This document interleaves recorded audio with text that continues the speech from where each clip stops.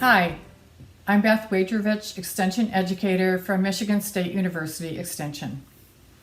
I'm going to discuss cleaning and sanitizing in your kitchen. What's the difference between cleaning and sanitizing, and why is it important?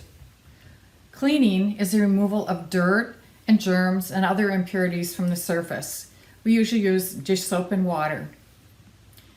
Sanitizing refers to using chemicals to kill germs on surfaces. Bleach is an effective sanitizer. Sanitizer kills germs on a surface after you clean it, so it can further lower the risk of spreading infection.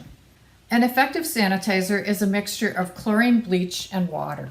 At this time, due to the novel coronavirus, CDC recommends using 4 teaspoons of bleach to 1 quart of water. So I'm using a measuring spoon.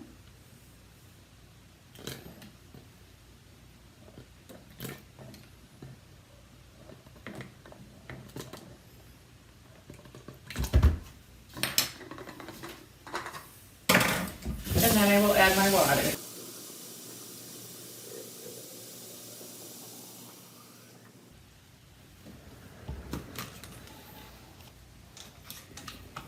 It's important to label your bottle of bleach and water so that everyone knows that there is a bleach solution in the container.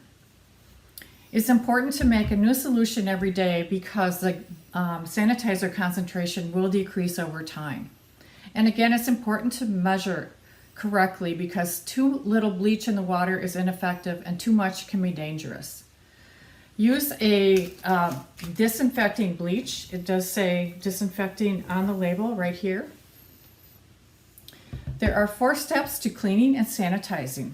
First, you wash the surface using dish detergent and water.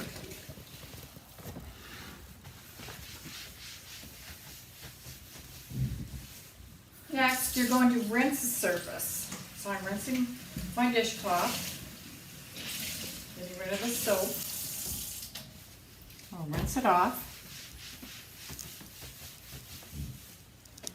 And then I will spray with my sanitizer solution. And you should allow that to air dry. It's important to clean and sanitize every day if you have sick people in your house. Also, clean and sanitize your countertops after putting away groceries from the grocery store. So where you put your grocery bags on the countertop, you want to clean and sanitize that. And most importantly, you want to wash your hands often. For more information, you can go to the Michigan State University Extension website and look under Food and Health. Thanks.